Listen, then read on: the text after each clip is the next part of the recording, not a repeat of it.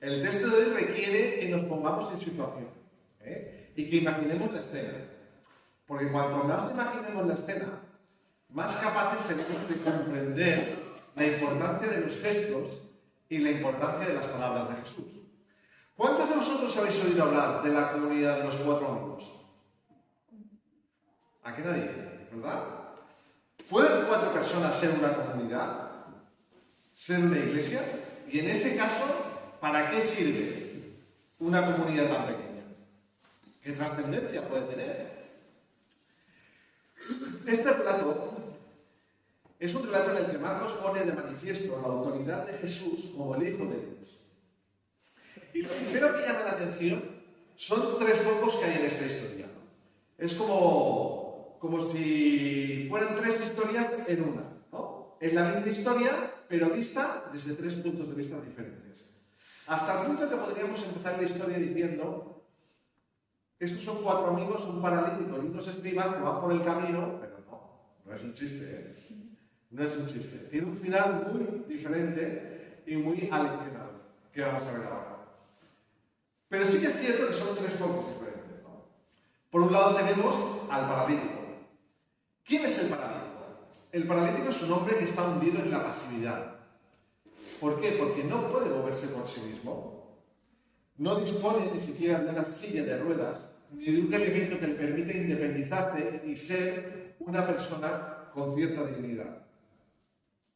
No tiene capacidad física ni espiritual, porque se siente apartado, despreciado por todos los demás, para acercarse a Jesús, ni siquiera para acercarse a los demás, porque está condenado por el hecho de ser un paralítico. Y la peor condena que tiene este hombre en esa cultura es que jamás podrá acercarse a Dios, porque Dios está en el templo y él no puede acceder al templo. En aquella época es lo que enseñaban los escribas. Ni podrá acercarse a nadie que le enseñe lo que es el amor, a nadie que le permita mostrar cómo es Dios de verdad.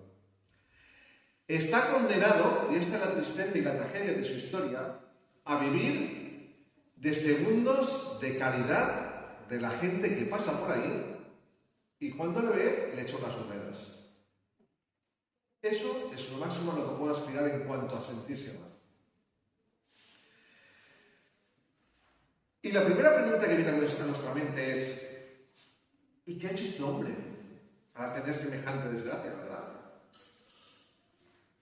Cualquier persona, cualquiera de nosotros, cuando sufrimos un revés importante en esta vida, ¿cuál es la primera pregunta que nos hacemos? Muchas veces de forma humana. ¿Por qué a mí? ¿Verdad? ¿Qué he hecho yo para merecer esto? ¿O por qué ahora, cuando me iba todo diferente? Y yo me imagino a este hombre haciéndose esta misma pregunta día tras día durante sus años de marginación, preguntándose: ¿qué habré hecho yo? Y cuando no encuentra nada en el profundo de su vida, dirá: no encuentro nada tan grave como para que el Señor se haya enseñado de esta manera conmigo. Pensaría: a lo mejor es que han sido mis padres los que pecaron, porque es lo que se enseñaba entonces. Algo has tenido que hacer tú, tus padres, porque si no, Dios no te habría castigado así. Día tras día es lo que escuchaba él. Si esto es verdad, que nosotros nos hacemos esta pregunta hoy en día, imaginaos entonces cuál era el nivel de ansiedad y de juicio que tenía este hombre sobre su cabeza. Así que, pues que había una duda, pues muchos, en concreto todos los que están como comunidad, por simplemente el pueblo de Dios, se encargan de refrendarle y de recordarle que sin duda es fruto del pecado lo que había pasado. Que es un castigo de parte de Dios por algo que, como tú bien dices, no te acuerdas, pero tú o tus padres hicisteis, porque el castigo de Dios puede alcanzar hasta la 4ª generación según la gravedad del pecado. O sea que el tuyo debía de ser de toma pan y moja. Y en esa creencia, este hombre vive condenado y paralizado completamente por su pecado hasta que llega Jesús. Y ahora cambiamos de escena y pasamos a los 4 amigos. Porque por el otro lado tenemos a los 4 amigos. Uno por cada extremo de esta página. ¿verdad? Porque este hombre pesa, sin duda. Toda la vida sin moverse tiene que pesar. Estos 4 amigos son la única esperanza y el único motivo de alegría para este paralítico.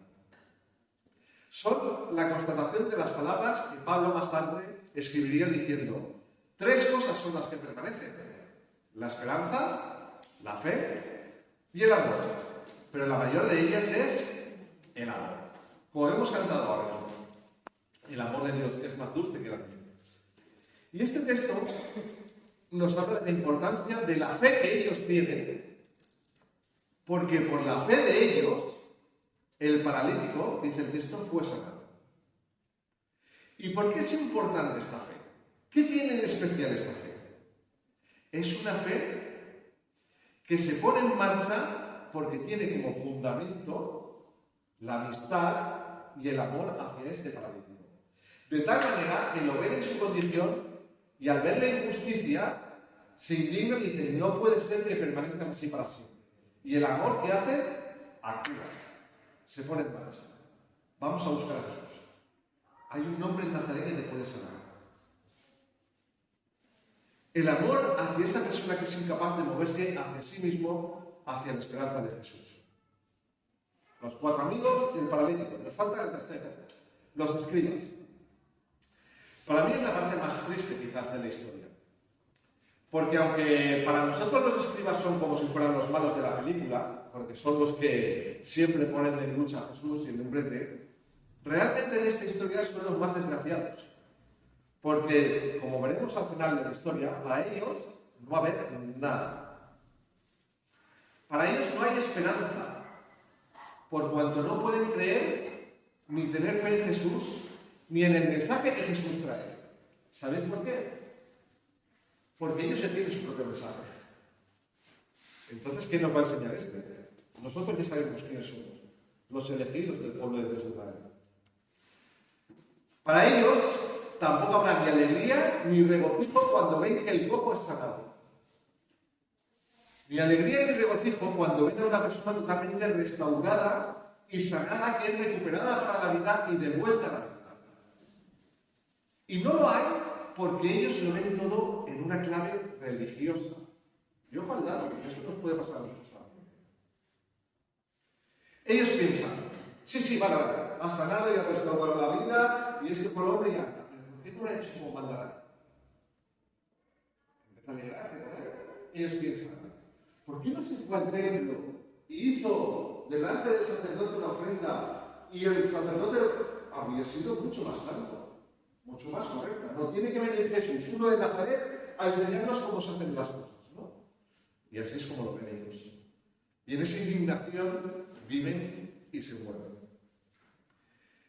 En el fondo de su corazón, fijaos que es gordo esto, solo hay confusión, incluso ira, porque esta forma de actuar atenta a su modo de pensar. Para ellos, esto que está haciendo Jesús es una amenaza. Es una amenaza porque cuesta mucho ser escriba, no por nada. Pero si tú eres un escriba café, de los de entonces, te has pasado toda la vida tratando de cumplir las normas, estudiando, siendo el mejor entre los mejores, tratando de interpretar la ley. Has estado con sacerdotes, con gente muy culta, y ahora viene uno de Nazaret. De Nazaret, ¿sabéis lo que decían en Nazaret? Es como los pobres. Había un refrán que decía: ¿en Nazaret puede salir algo bueno? Pues este viene de Nazaret. Y este viene a enseñarnos a nosotros que somos escribas cómo se hacen las cosas. Es realmente algo que les ofusca y en lugar de sentir misericordia y alegría por el que ha sido sanado, les hace sentirse maestros y jueces. Ellos se sientan, observan la escena y dicen: yo tengo razón. De todo lo que acabo de ver en esta escena, solo hay una conclusión: este hombre es un blasfemo. Y esos son los escribas. Pero Jesús, que conoce los corazones de ellos, no entra en discusiones teológicas con ellos, ni teóricas sobre cómo es el amor de Dios o cómo se tiene que sanar a alguien, porque no le hace falta. ¿Y sabes por qué no le hace falta? Porque Jesús vive siempre lleno de misericordia hacia los que sufren y hacia los que le buscan.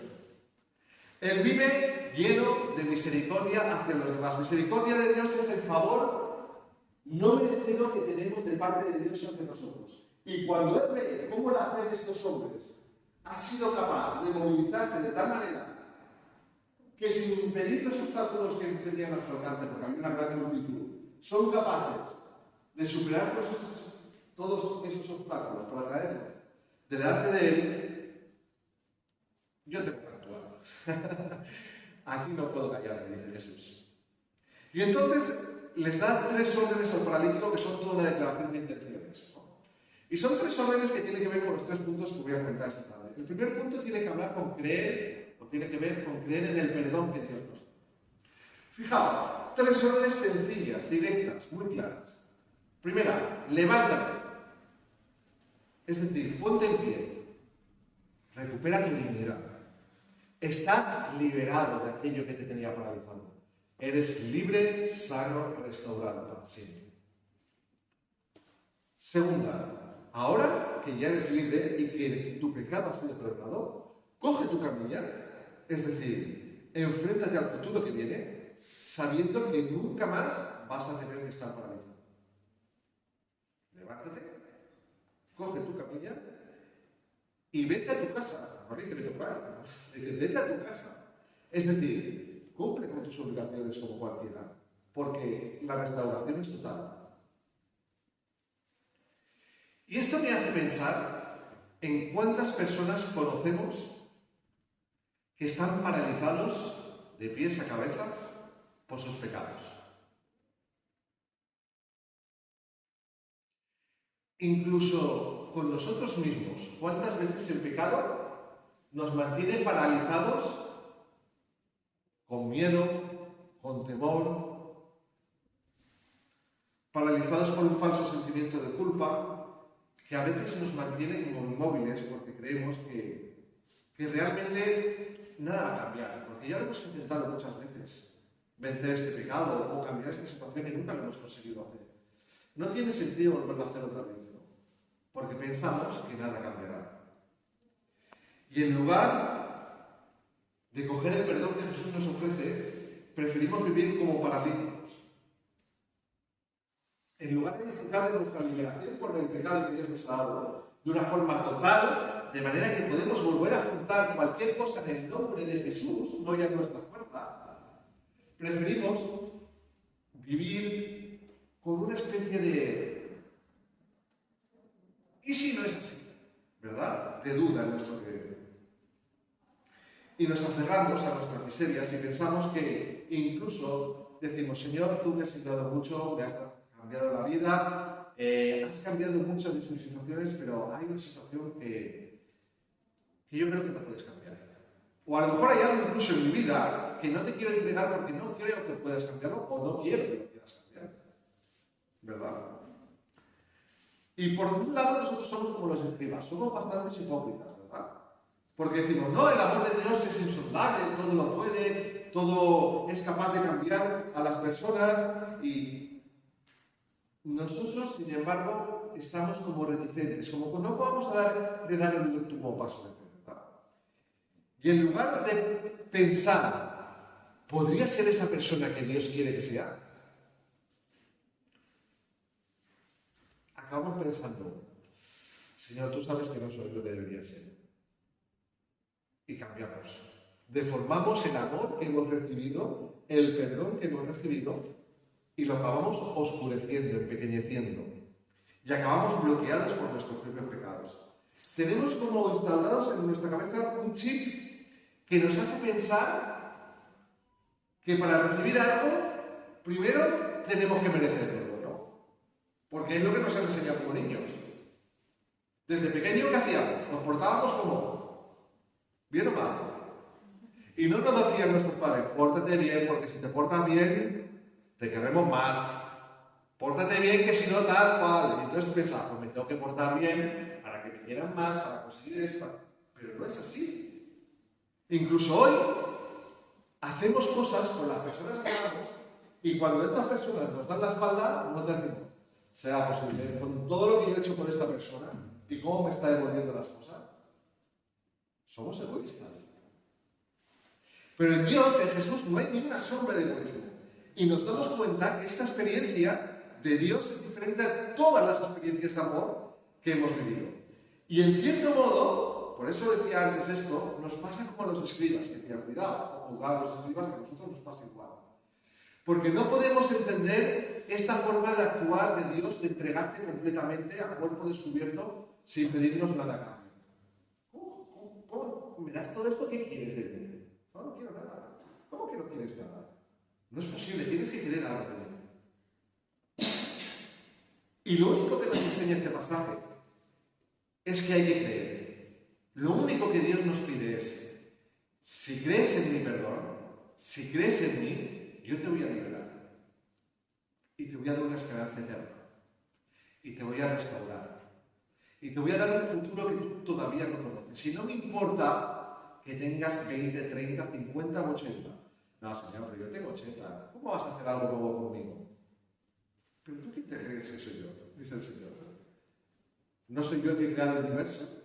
¿No podré hacer algo nuevo si quiero con una persona de 80 o 90? ¿No lo hice con Abraham? ¿No lo hice con Sara? ¿No lo hice con tantos muchos más? Y entonces es ahí donde entra en juego el papel de los 4 amigos. Porque la iglesia, fijaos bien, la comunidad deben ser esos 4 amigos cuyo amor les impulsa a sacarnos de ese ciclo en el que estamos focalizando. Y nosotros, la iglesia me refiero, tenemos la obligación con nuestros 4 amigos de salir al mundo y a todos los que están paralizados, impulsarles y traerles a los pies de Jesús para que Jesús cambie su realidad. Para que Jesús libere su parálisis. ¿Cómo? Esa es la parte difícil. Con actos de amor, como hicieron ellos. Mostrando el amor de Dios con actos de amor, no solo con palabras. ¿Qué hicieron estos 4? ¿Se pusieron a orar a los pies del que estaba paralítico? No. Vamos a ver a Jesús. Dejo todo lo que estoy haciendo. Y no importa lo que me vaya a enfrentar. Hasta que no consiga llevarte a los pies de Jesús, no voy a orar. Porque sé que en Él está la solución a tu problema. Y que Él te va a liberar. Y no voy a permitir que una multitud me enfrente, ni siquiera que me detenga. Acciones que demuestran que esa persona es importante para nosotros. ¿Se entiende esto? Cualquier tipo de acción puede ser una acción, puede ser un acto físico, puede ser un acto económico, cualquier tipo de acción que demuestra a esa persona que Dios le ama a través de nosotros como nosotros le estamos amando. Ellos son la encarnación del amor de Dios. Vosotros, nosotros, somos los 4 amigos de la comunidad que vamos a ayudar al mundo a llevarlos al pie de Jesús. Y en este cuadro se mueve la historia. Y en esto nos lleva al segundo punto, y aquí me vais a ayudar vosotros. El premio de la fe. Vamos a ir siguiendo versículo por versículo un poco el relato. Vamos al versículo 2. Marcos, capítulo 2, versículo 2. Alguien que lea el versículo 2, por favor. Inmediatamente se juntaron muchos, de manera que ya no cabían ni aún a la puerta, y les predicaba la palabra. Es decir, una multitud de gente, multitud son muchos, no son 2 o 3, se reúnen frente de la casa tapando la puerta, de manera que no puedes ver lo que está ocurriendo. Pero es como los pueblos, ¿verdad? Que cuando hay una multitud la gente se agolpa, pues es un pueblo como Nazaret, en este caso Capernaum, todavía más. Y si se corre el rumor de que el carpintero, el hijo de José, ese que era pobre, pero pobre, ahora es rabino. ¿Y qué? ¿Ahora es rabino este? Sí, está haciendo milagros. ¿Cómo? Vamos a verlo. Y van todos a mirar, a dotorear. Había una multitud, todo el pueblo está en la puerta de la casa. Pero en el Evangelio de Marcos vemos que muchas veces las multitudes aparecen alrededor de Jesús. Muchas. ¿Y cómo responden las multitudes a los milagros que hace Jesús? ¿Se maravillan? Sí, se maravillan. ¿Pero se convierten en discípulos? No. Son pasivos y particulares. Y es que en Marcos el más común atributo de las multitudes es que lo único que consiguen es dificultar el acceso a Jesús. Y por eso Jesús disfraza sus enseñanzas hablándoles en parábolas. Porque entusiasmo por Jesús y proximidad a Jesús no es lo mismo que creer en Jesús. ¿Se entiende esto? Tú puedes estar muy cerca de Jesús y no creer en su persona.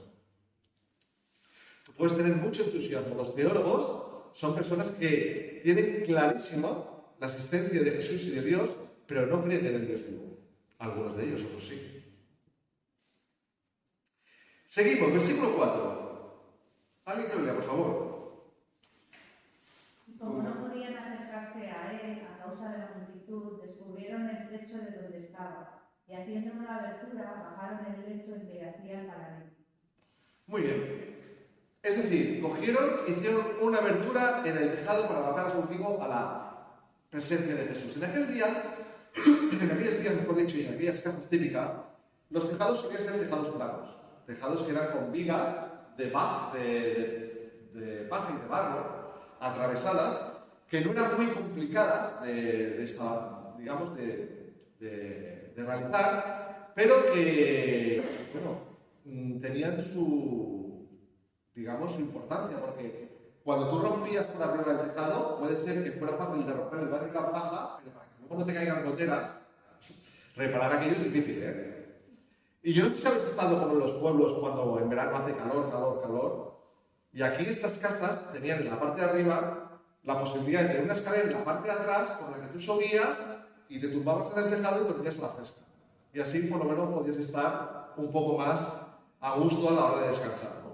En mi pueblo, que es Montserrat, que no está muy lejos de aquí, mis abuelos tenían una cámara. Una cámara en la habitación de arriba donde estaba guardado el trigo y donde se almacenaba el heno y tal, y esa era la parte más fresca. Y tenía una escalera, ¿no?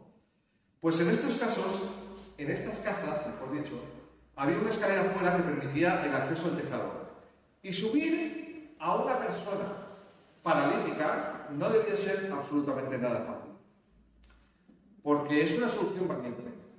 Pero una solución valiente, pero que también genera, como bien digo, un destrozo importante. No le haría ninguna gracia al dueño de la casa seguramente que le hicieran el boquete en el tejado. Y hemos leído que bajaron por el techo al paralítico. Yo no sé cómo se sentiría el paralítico en esa situación. En primer lugar, porque no estaría en una camilla atado ahora con correas, en el sentido de que estaría firme. Lo llevarían como podrían, porque había multitud de gente ahí. Lo subieron en vertical y no eran enfermeros ni camilleros. Más de un golpe se daría. Pero es que además este hombre estaría ansioso y estaría hiperventilando porque él está acostumbrado a estar solo y marginado. Y de repente lo meten como en fallas, en medio de la multitud, en un camastro por encima de una casa y lo van soltando hasta que llega a la presencia de Jesús. O sea, realmente este hombre se llevaría más de un golpe y estaría en una situación de un estrés emocional tremendo. Pero es que este hombre no tiene nada que perder. No tiene nada que perder.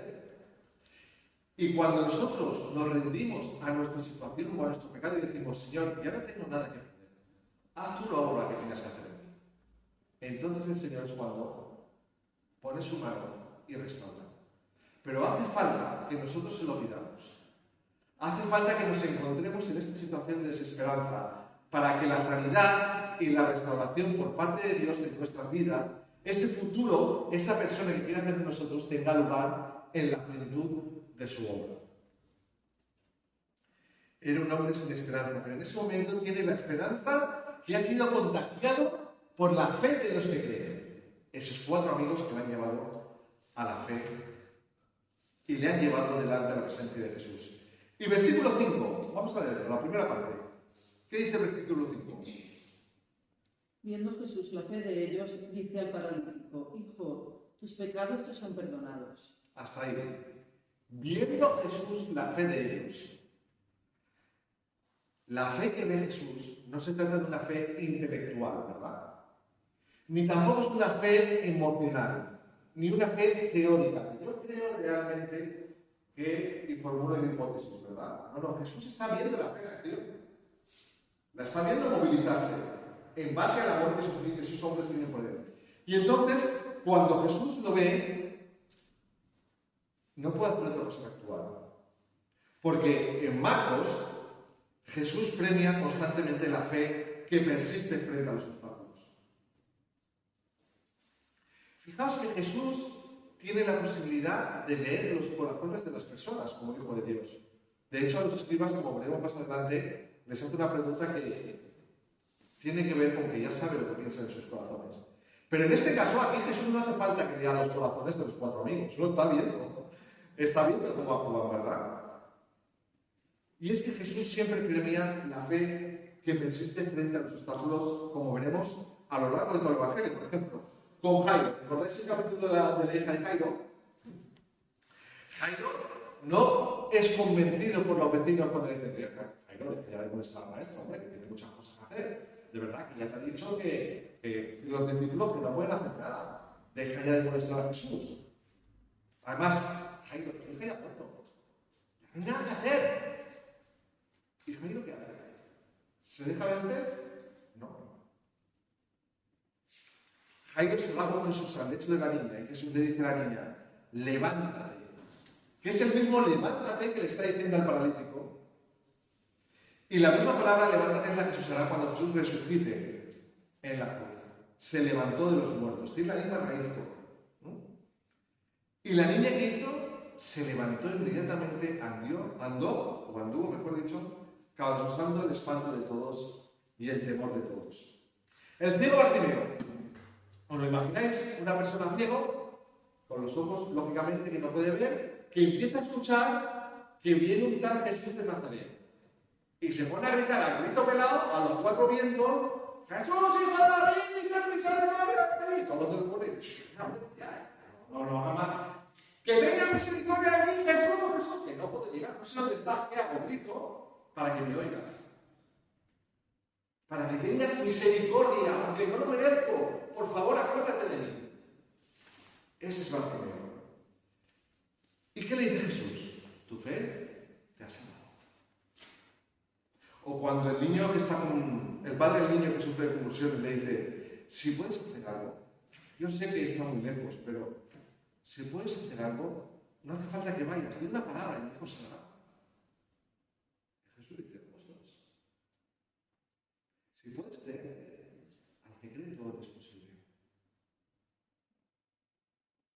Y sale el niño cuando el padre responde con fe. Pero Jesús está en Nazaret, de donde es profeta. ¿Y cuánta fe ve aparte de estos 4 amigos en los escribas y en el pueblo de Dios? Nada.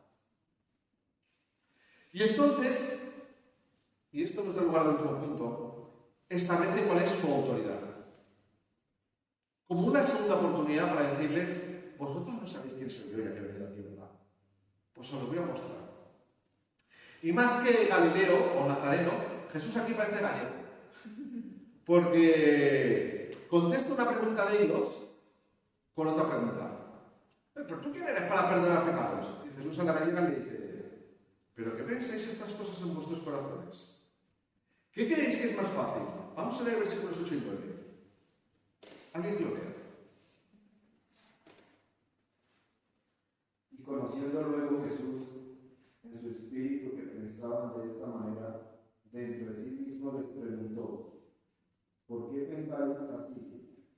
¿Qué es más fácil decir al paralítico: tus pecados te son perdonados? O decirle: levántate, toma tu camilla y anda. Los escribas aún no han dicho gran cosa. Pero fijaos la pregunta que dice Jesús. Cuando les mira y dice, no les pregunta qué es más fácil de hacer, sino ¿qué es más fácil de hacer? ¿Tus pecados te son perdonados? ¿O levántate, toma tu lecho y anda? ¿Qué pensáis que es más fácil? Hombre, es más fácil decir tus pecados te son perdonados, ¿no? Porque los que están observando dicen, bueno, yo no tengo manera de saber si le han perdonado los pecados o no. Entonces tú lo dices, quedas muy bien, te vas y quedas como un señor, ¿no? Y Jesús le dice, vosotros me acusáis a mí porque yo digo tus pecados te son perdonados. ¿Qué es más fácil decir? ¿Tus pecados son perdonados? O levántate y toma tu lecho y anda. Y entonces les está diciendo, claro, cuando les dice esto, se está poniendo el mismo en una posición peligrosa. Porque si yo te digo, levanta, toma tu lecho y anda, y no te levantas, me podéis acusar con todas las de la ley de blasfemia. Y la pena por blasfemia es morir por apedreamiento. Pero Jesús sabe quién es. Y entonces les dice, ¿qué pensáis que es más fácil?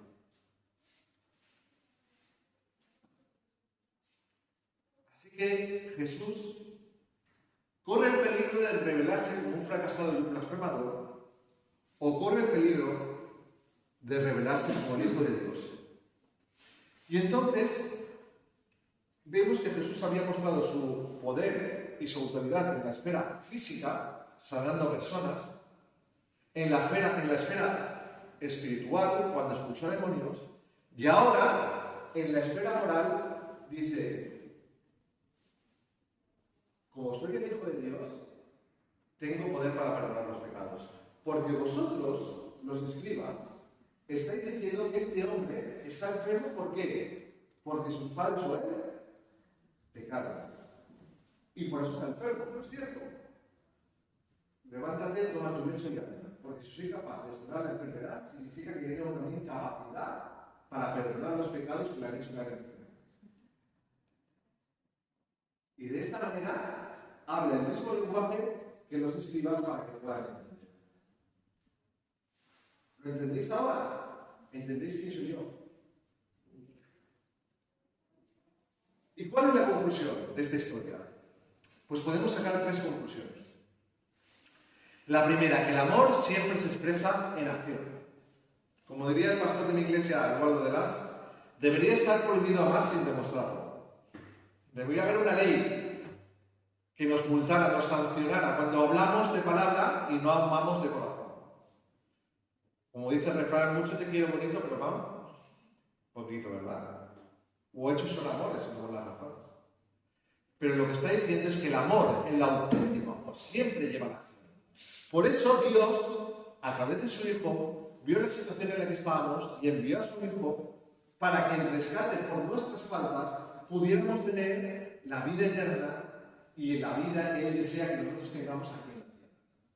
Porque si ese amor no se hubiese traducido en acción, hubiera sido como el amor de los dioses de la época romanos o griegos, que eran los dioses a los que la gente estaba acostumbrada a ver. Dioses que están en el cielo, que miran a los hombres y los utilizan como juegos. Y entonces piensan, mira este otro, pero no actúan. Se ríen de las desgracias de los hombres. Pero Dios no es un Dios así. Dios es un Dios que expresa su amor en una acción.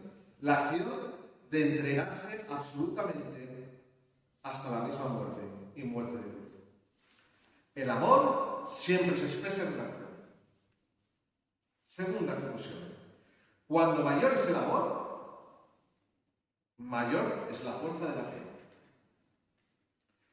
Que la fe no es un ejercicio de concentración, ni un esfuerzo de querer que algo pase, por mucho que queramos que las cosas pasen. La fe no se trata de desear que algo ocurra con fuerza.